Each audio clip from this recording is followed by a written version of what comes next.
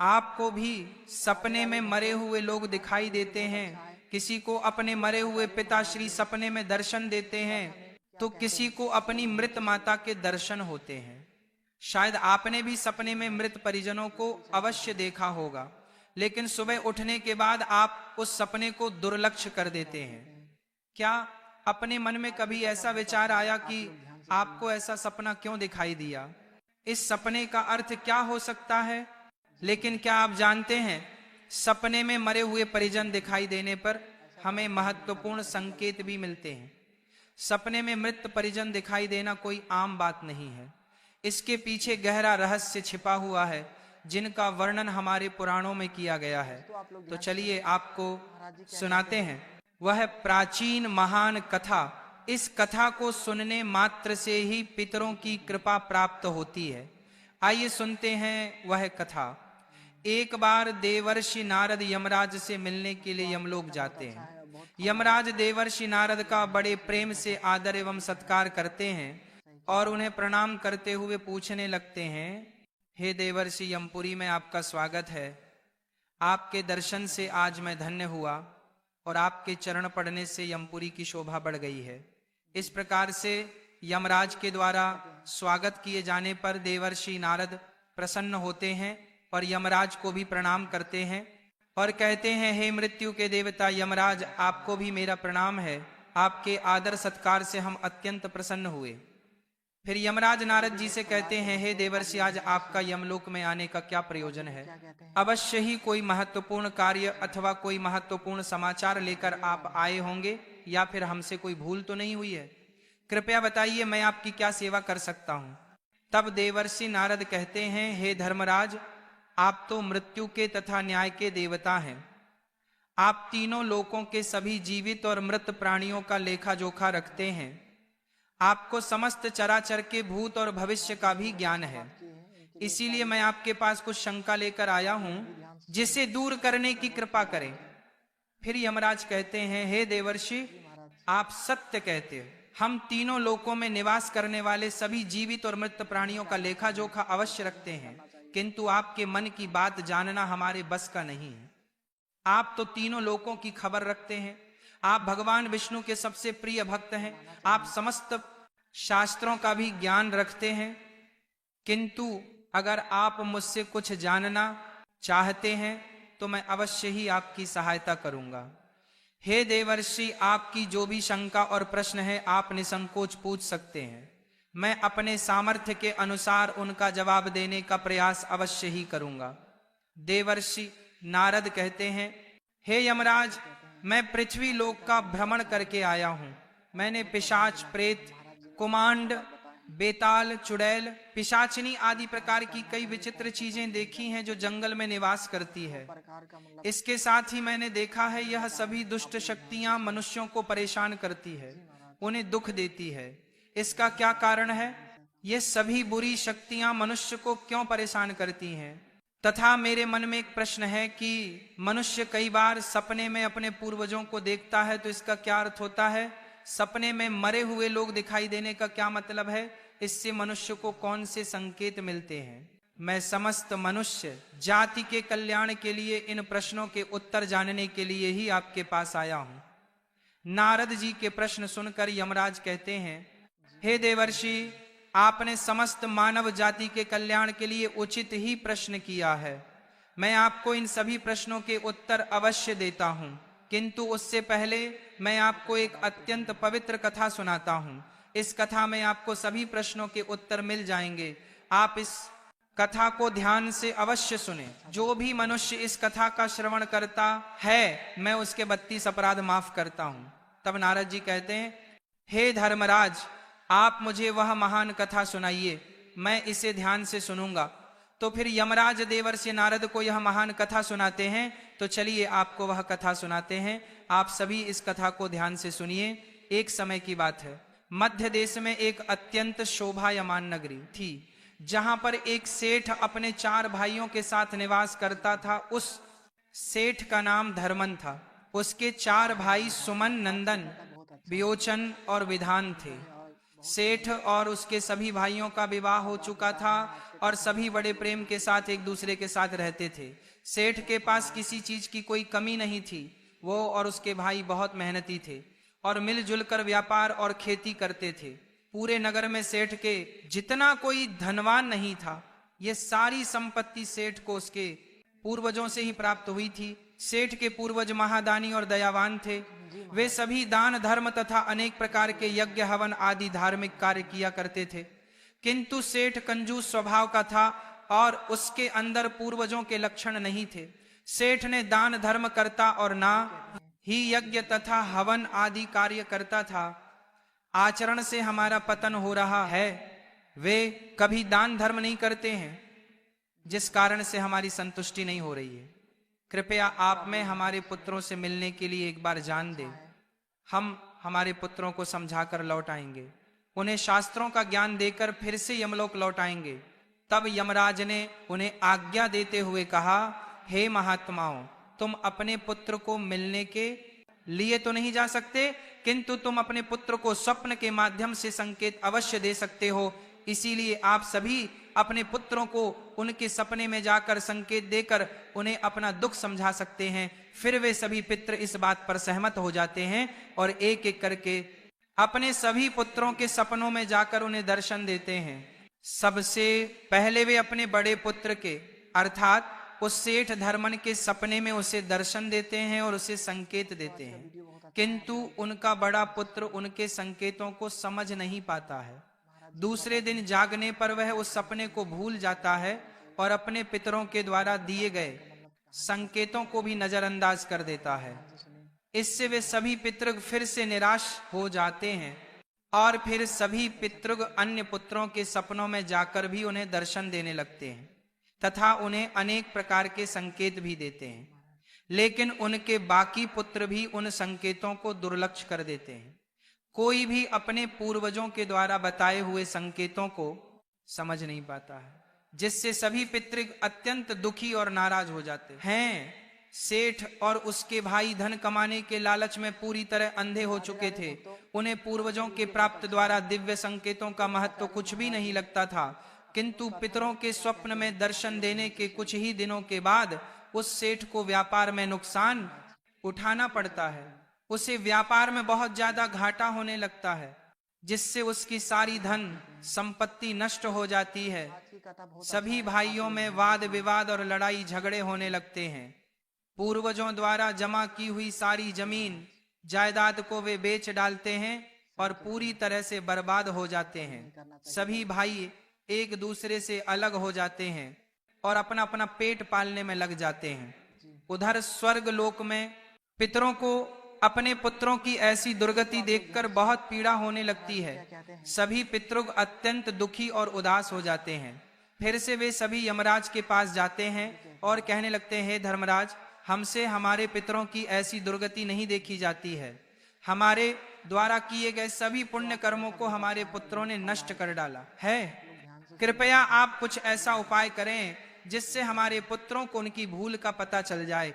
फिर यमराज उन पितरों से कहते हैं, हे महात्माओं, तुम्हारी इस व्यथा को मैं समझता हूं। मैं तुम्हारी अवश्य ही सहायता करूंगा। मैं स्वयं तुम्हारे पुत्रों के पास जाकर उन्हें उनकी भूल के बारे में बताता हूं। फिर यमराज अपने भैंसे पर सवार होकर पृथ्वी लोक पर आते हैं और उस सेठ के घर की तरफ जाने लगते हैं। हाय, जब यमराज सेठ के घर के समीप पहुंच जाते हैं तभी वे एक साधु का रूप धारण कर लेते हैं। सबसे पहले वो उस सेठ के घर पर जाते हैं तो वो सेठ अत्यंत बीमार पड़ा हुआ होता है। द्वार पर जाकर यमराज खाने लगते हैं, भिक्षाम देही, भिक्षाम देही, क्या घर में कोई है ही? मैं तुम्हारे द्वार पर एक साधु आया है जो बड़े दूर से यात्रा करके आया है। कोई हो तो भिक्षा दो, भिक्षाम देही। द्वार पर आए साधु को देखकर उस सेठ की पत्नी सुनंदा उनका स्वागत करती है और कहती है, पधारी है साधु महाराज, आपका स्वागत है, कहिए मैं आपकी किस प्रकार से सहायता कर सकती हूँ। वे साधु रूपी यमराज कहते कहते हैं, हे देवी, मैं भूखा हूं और यात्रा पर निकला हूं। यदि दान में कुछ भोजन मिल जाए तो बड़ी कृपा होगी। फिर सेठ की पत्नी कहती है, ठीक है साधु महाराज, आप रुकिए, मैं अभी आपके लिए कुछ भोजन लेकर आती हूं। सेठ की पत्नी के चेहरे पर दुख के हाव भाव देखकर वह साधु रूपी यमराज कहने लगते हैं, हे पुत्री, तुम्हारे मुखमंडल पर दुख दिखाई पड़ रहा है। अगर कोई गोपनीय बात ना हो तो मुझे बताओ, तुम्हारे दुख का क्या कारण है। वह स्त्री कहती है, हे साधु महाराज, आप सत्य कह रहे हैं। पहले हम बहुत धनवान और समृद्ध थे। मेरे पति और उनके भाई सभी साथ साथ रहते थे, किंतु अचानक ही सभी भाइयों में झगड़ा हो गया। अचानक से हमारा सारा व्यापार दब गया और हम सभी दरिद्र हो गए हैं। ये किस दोष के कारण हुआ है, कृपया आप हमें बताइए। तब साधु कहता है, हे पुत्री, तुम्हारे घर में पितृ दोष है। इस कारण से तुम्हारे पति की दशा हुई है। तुम्हारे पति के कर्मों के कारण उसके पूर्वज रुष्ट हुए हैं। साधु की बात सुनकर वह सेठ वहां पर आता है और साधु से पूछने लगता है, हे साधु महाराज, कृपया मुझे बताइए, मैंने ऐसा कौन सा पाप किया है जो मेरा सब कुछ बर्बाद हो गया। मेरे भाई भी मुझे छोड़कर चले गए और मैं बीमार पड़ गया। तब वह साधु कहते हैं, हे पुत्र, तुमने अपने पूर्वजों को नाराज किया है। तुम्हारे पूर्वजों ने जो संपत्ति और पुण्य अर्जित किया था उसे तुमने और तुम्हारे भाइयों ने नष्ट कर दिया। इसी कारण से तुम्हारी दुर्गति हुई है। तुम लोगों ने अपने पितरों का श्राद्ध नहीं किया, उनका तर्पण नहीं किया। इसी कारण से तुम्हारे सभी पूर्वज तुमसे रुष्ट हो गए हैं। तुम्हारे पूर्वजों ने सपने में आकर तुम्हें कई महत्वपूर्ण संकेत दिए थे, किंतु तुमने उन संकेतों को दुर्लक्ष्य कर दिया और अपने पूर्वजों को अपमानित किया है। यही कारण है कि तुम्हारा सारा वैभव नष्ट हो चुका है। इस प्रकार से उस साधु के द्वारा बताने पर उस सेठ को सब कुछ पता चल जाता है। उसे याद आता है कि उसके सपने में उसके पूर्वजों ने उसे दर्शन दिए थे। वह सेठ उस साधु से कहता है, हे साधु महात्मा, आप सत्य कह रहे हैं। हमारे पूर्वजों ने हमें सपने में दर्शन अवश्य दिए थे, किंतु हम उनके द्वारा दिए गए संकेतों को समझ नहीं पाए। कृपया मुझे सपने में पूर्वजों को देखने पर क्या संकेत मिलते हैं, इस बारे में बताइए। फिर वह साधु कहते हैं, हे पुत्र, अब तुम ध्यान से सुनो। मैं तुम्हें सपने में पूर्वज दिखाई देने पर मिलने वाले संकेतों के बारे में बताता हूं। साधु रूपी यमराज कहते हैं, हे पुत्र, यदि पितरों का उद्धार नहीं होता है तो वे प्रेत योनि में ही मृत्यु लोक पर भटक रहे होते हैं। वे भूख प्यास से व्याकुल होकर अपने परिवारजनों के घर में प्रवेश करते हैं। सुनो बस, अब मैं तुम्हें उन सभी संकेतों के बारे में बताता हूं जो तुम्हें ध्यान में रखना चाहिए। यमराज ने साधु के वेश में सेठ को बताया, यदि तुम अपने सपने में अपने पूर्वजों को भूख और प्यास से व्याकुल देखते हो तो यह संकेत अत्यंत महत्वपूर्ण है। इसका तात्पर्य यह है कि तुम्हारे पितृ अभी भी प्रेत योनि में भटक रहे हैं। इसका कारण यह है कि उनके लिए उचित रूप से श्राद्ध, कर्म और तर्पण नहीं किया गया है। वे अब भी अपने परिवार से आहार और जल की प्रतीक्षा कर रहे हैं। यह स्थिति तब उत्पन्न होती है जब पूर्वजों का तर्पण समय पर नहीं किया जाता या जब श्राद्ध की प्रक्रिया को पूरी श्रद्धा से नहीं निभाया जाता। तुम्हारे पूर्वज स्वप्न के माध्यम से अपनी पीड़ा व्यक्त कर रहे हैं ताकि तुम उनकी स्थिति को समझो और उनके लिए आवश्यक धार्मिक अनुष्ठान कर सको। इस समस्या का समाधान यही है कि अपने पितरों के लिए विधि पूर्वक श्राद्ध, कर्म और तर्पण किया जाए। सेठ को और स्पष्ट करते हुए यमराज बोले, अगर तुम्हें अपने सपने में मृत पूर्व जंजीरों में बंधे हुए दिखाई देते हैं तो यह अत्यंत चिंता का विषय है। यह संकेत इस बात का प्रतीक है कि तुम्हारे पितृ किसी बंधन में है और उन्हें मुक्ति नहीं मिल पाई। यह स्थिति तब उत्पन्न होती है जब उनके श्राद्ध या तर्पण समय पर नहीं किए जाते या उनके लिए आवश्यक धार्मिक कृत अधूरे रहते हैं। यह दर्शाता है कि पितरों की मुक्ति में बाधाएं उत्पन्न हो रही हैं। इस समस्या का समाधान भी यही है कि तुम दान, श्राद्ध और तर्पण का आयोजन करो ताकि पितरों की आत्मा को शांति मिल सके और वे अपने बंधनों से मुक्त हो सके। यमराज ने गंभीरता से कहा, अगर तुम्हारे पूर्वज सपने में मैले और फटे पुराने वस्त्र पहने हुए दिखाई दे तो यह अत्यंत अशुभ संकेत है। यह इस बात का प्रतीक है कि तुम्हारे पितृ अत्यधिक दुखी और पीड़ित है। वे प्रेत योनि में भटक रहे हैं और उनकी आत्मा को शांति प्राप्त नहीं हो पा रही है, ये तब होता है जब उनके लिए श्राद्ध, कर्म, तर्पण और पिंडदान नहीं किया जाता। इसलिए जब भी इस प्रकार का सपना आए, अपने पूर्वजों की आत्मा की शांति के लिए तुरंत पिंडदान और तर्पण करना अनिवार्य होता है। सेठ से बात करते हुए यमराज ने समझाया, अगर तुम्हारे पूर्वज सपने में तुमसे कुछ मांगते हुए दिखाई दे तो यह इस बात का संकेत है कि उनकी कोई अधूरी इच्छा बाकी रह गई है। उनके जीवन काल की कोई अभिलाषा अधूरी रह गई थी जो उन्हें मुक्ति प्राप्त करने में बाधा डाल रही है।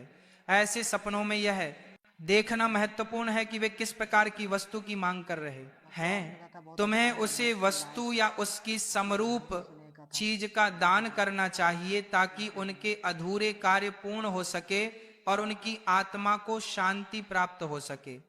जब उनकी इच्छाएं पूरी हो जाती हैं तो वे प्रेत योनि से मुक्ति पा लेते हैं। यमराज ने सेठ की ओर देखते हुए कहा, यदि सपने में तुम्हारे पूर्वज तुम्हारे सर पर हाथ फेरते हुए दिखाई दे तो यह अत्यंत शुभ संकेत होता है। इसका अर्थ है धन तो बहुत इकट्ठा किया था, किंतु उसने कभी अपने धन का सदुपयोग नहीं किया।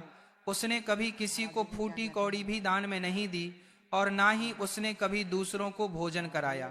सेठ के पूर्वज तो मंदिरों में भंडारा दिया करते थे, गरीबों को वस्त्र तथा अन्न का दान किया करते थे, लेकिन सेठ ने अपने पूर्वजों का कभी अनुसरण नहीं किया। वह हमेशा ही धन कमाने में और धन का संचय करने में लगा रहता था, जिससे उसके पास बहुत सारी धन संपत्ति तो हो गई, लेकिन उसके पूर्वज उससे बहुत दुखी और नाराज हो गए। फिर पितृपक्ष आया। पितृपक्ष में सभी पूर्वज अपने पुत्रों के द्वारा श्राद्ध और तर्पण की अपेक्षा कर रहे थे, किंतु उनके किसी भी पुत्र ने अपने पूर्वजों के लिए श्राद्ध किया और ना ही तर्पण किया। उन्होंने ना दान धर्म किया और ना ही किसी भूखे प्राणी को भोजन कराया। अपने पुत्रों को ऐसी दुष्टता देखकर सभी पितृग अत्यंत दुखी हुए। सेठ के पूर्वजों को अपने पुत्र का व्यवहार ठीक नहीं लगता था। इसी कारण सेव पितृ लोक में भी दुखी ही रहा करते थे। धन कमाने के लालच में सेठ इतना उन्मत्त हो गया कि वह अपने पूर्वजों को भी भूल गया और उसने अपने पूर्वजों का श्राद्ध तथा तर्पण आदि कार्य करना भी बंद कर दिया, जिससे उसके पूर्वजों की आत्मा की तृप्ति नहीं होती थी। वे अपने पुत्र के ऐसे व्यवहार से दुखी रहने लगे। फिर एक दिन उस सेठ के पूर्वज चर्चा करते हैं। वे एक दूसरे से कहने लगते हैं, हमारा बड़ा ही दुर्भाग्य है जो हमारे कुल में इतने स्वार्थी और लालची पुत्रों का जन्म हुआ है। हमारे पुत्र हमारे लिए श्राद्ध करते हैं और ना ही दान धर्म करते हैं। हमारे पुत्रों के कुकर्मों के कारण हमारा पतन हो रहा है। इस प्रकार से विचार करके वे सभी पितृ अपने पुत्रों से मिलने के लिए जाने के विषय में सोचने लगते हैं और कहते हैं, हमें यमराज के पास जाना चाहिए। अब वे ही हमारी इस समस्या का समाधान कर सकते हैं। हम सभी यमराज के पास जाकर उनसे हमारे पुत्रों को मिलने के लिए जाने की अनुमति मांगेंगे। फिर सभी पितृगण आकाश मार्ग से उठते हुए पितृलोक से यमलोक में यमराज के पास जाते हैं। वहां पर जाकर वे सभी यमराज को नमस्कार करते हैं। पितृगणों को यमपुरी में आया हुआ देखकर यमराज भी उनका स्वागत करते हैं और उनके आने का कारण पूछते हैं। तब सभी पितृ हाथ जोड़कर अपना दुख बताने लगते हैं। वे सभी पितृ यमराज से कहते हैं, हे धर्मराज, हमारे पुत्रों की मति भ्रष्ट हो गई है। हमारे पुत्र ना दान करते हैं और ना श्राद्ध और तर्पण करते हैं। उनके अशुभ यह संकेत तुम्हारे पितरों की प्रसन्नता का प्रतीक है जो उनके आशीर्वाद के रूप में प्रकट हो रहा है। यमराज ने समझाया, अगर तुम्हारे पूर्वज सपने में तुम्हारी ओर हाथ बढ़ाते हुए दिखाई दे तो यह अत्यंत शुभ संकेत है। इसका अर्थ यह है कि तुम्हारे पितृ प्रयासों से संतुष्ट हैं और तुम्हें जीवन में सफलता मिलेगी। ऐसे सपने देखना यह दर्शाता है कि तुम्हारे पितृ तुम्हारे साथ हैं और वे तुम्हारी उन्नति और सफलता के लिए आशीर्वाद दे रहे हैं। इस प्रकार के सपने आने पर तुम्हें सुनिश्चित करना चाहिए कि तुम सही मार्ग पर चल रहे हो। यमराज ने चिंतित स्वर में कहा, यदि सपने में तुम्हारे पूर्वज अचानक अदृश्य हो जाते हैं तो यह एक अशुभ संकेत होता है। इसका अर्थ है कि तुम्हारे जीवन में कोई संकट आने वाला है और तुम्हें सावधान हो जाना